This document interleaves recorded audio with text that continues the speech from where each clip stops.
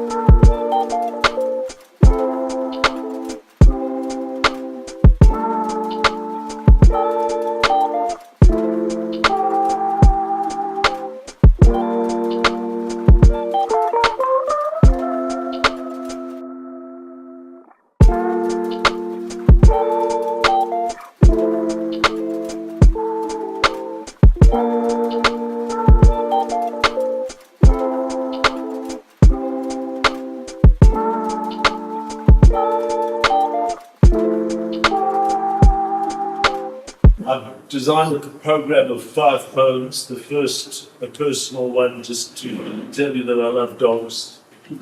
The second, to touch on the themes of the evening and the times we live in, with a reference to the importance of our love of poetry and our recognition of the masters that have preceded us in our debt to the likes of Yeats and other revolutionary poets.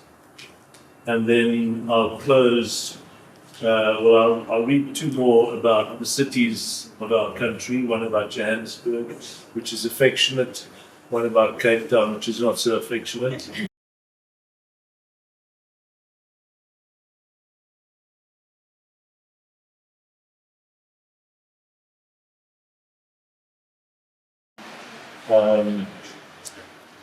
As we went into this darkness of our experience with the war and the wars around us and the impact that it has on our personal relationships.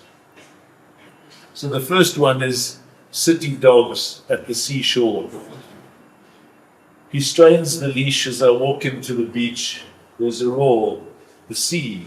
He's never heard it before. He descends the dune with a cautious tread. Then I am clipping and he bounds ahead. Is that another dog out there in the mistiness of the distance? A wave rushes up and he splays his paws.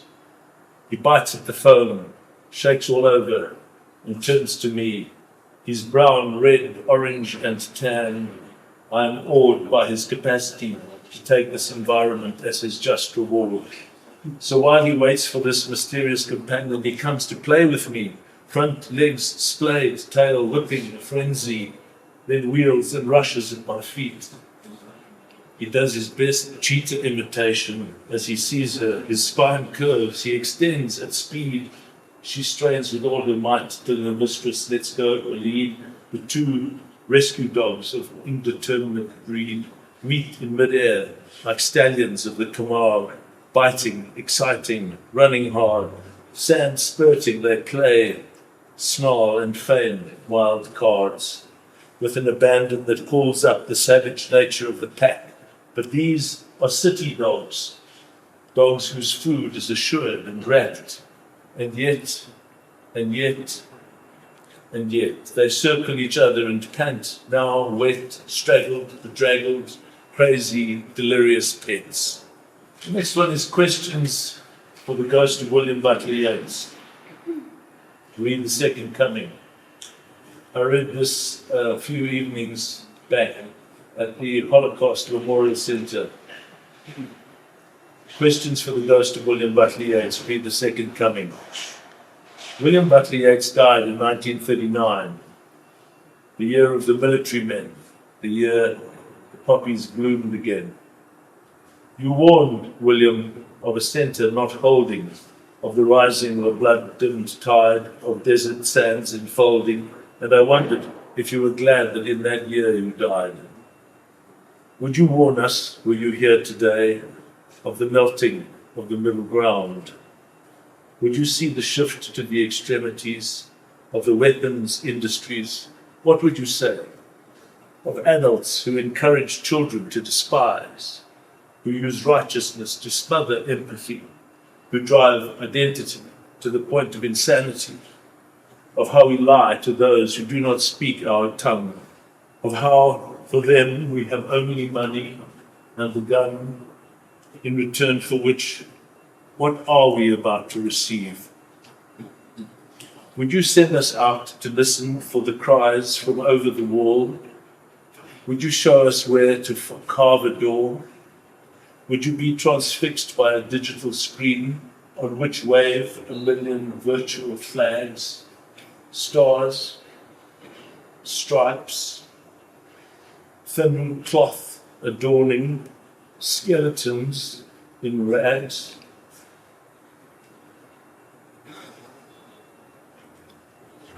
And will you ask, lecture hall, should you be invited?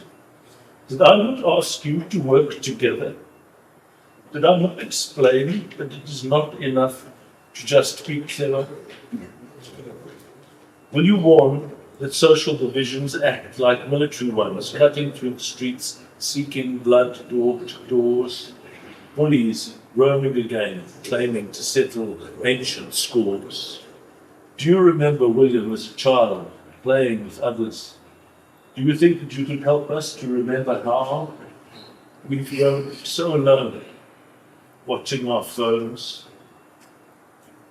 Could you help us to refine each other? The young, the sick, the aged mother. Could you show us how to channel our rage, to perform something unifying on a stage? Yes, the best do lack all conviction, yet they need direction. So I ask you, will you, William, help us to reopen our hearts to one another? Will you, William Butler Yeats, show us how to live again as sister and as brother?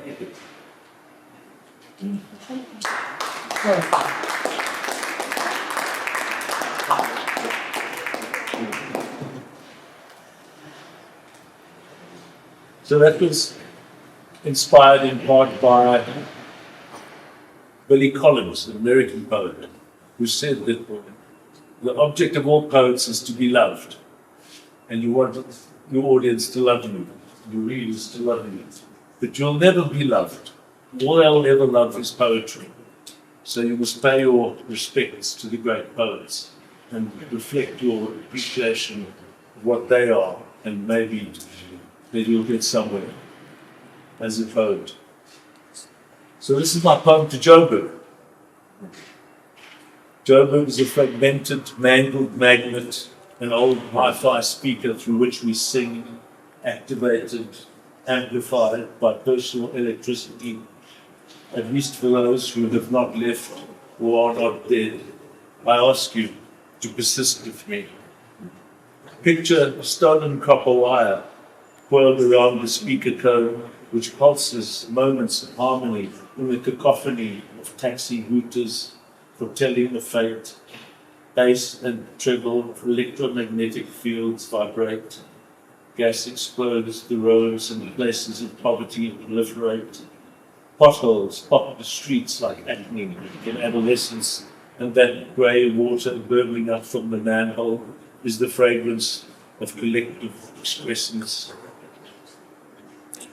This city where preachers bite the heads of snakes, where people diet on chips and steaks, and waste pickers' hopes flicker sparks of the tar beneath alcoholic billboards marketing the promise that you'll go far with this insurance, this security, this strip club, with this clothing, these watches. Our posters proclaim outrage at local government botches, luxury cars, tinted windows hide Botox scars, cell phones talk loudly and hoarsely from violent homes.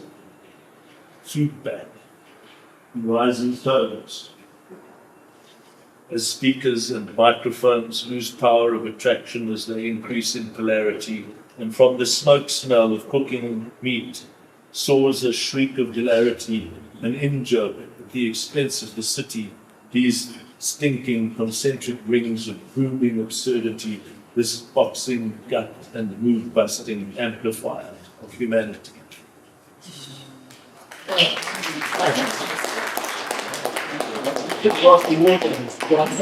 This is Cape Town. Cape Town. Cape Town. Baboons on the peak, Cape Town. Can't speak, Cape Town. The Cape Flats, the gangs. A rape town. Rats of a shackler. Restaurants serving monkey glam and fries and snacks. A shakedown. Don't understand this Cape Town. Purists, tourists, Snake Town, jurists, Cape Town. Transplant hospital, heartache, parliament burnt down, Cape Town. Famous, dangerous, waste town. For all course. Mixed blood, flats, flood. Gay bars, fast cars, straight town, Cape Town. Robben Island, Alcatraz, multicultural, sepulchral, abominable, obscene, and impenetrable razzmatazz, Cape Town. White, spiked, bright light, fate town.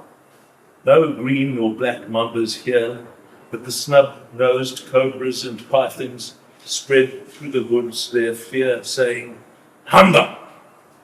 From soft hot sand and cold boulders, where the Dassies dos and Bergies swear and wear their dirty socks like a kelp in the famed dos.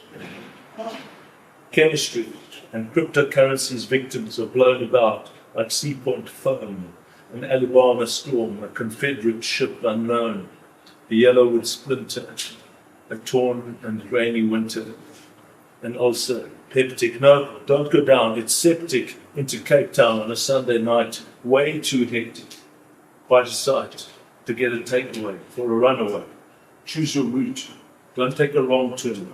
For tip, dice-click, prostitute. The serial number is iron filings on the workshop floor, and the gold teeth are grinning, wanting more. The informers sing, and smoke is brown around the finger of a peninsula beckoning to bring you in for your day of reckoning. Duivel vrou, wie met jakkals trou. The veil torn on the ledges of granite as the priest makes another entry in the registry of fights, of mistakes that happen late at night when the bathroom doors are closed and the beauty queens lie exposed to the triggers of guns. These are not fingers in the sun. This is a hate town.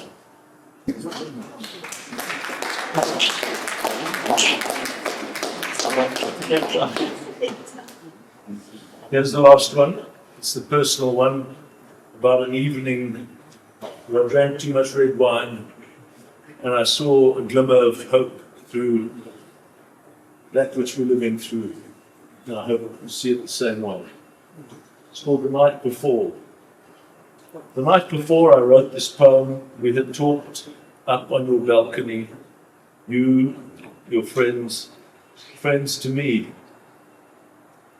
and agreed that it was better to keep friendship alive than to take a position on the wall, to defend it until the friendship could bear it no more. But just between you and me, this is not a position to take publicly.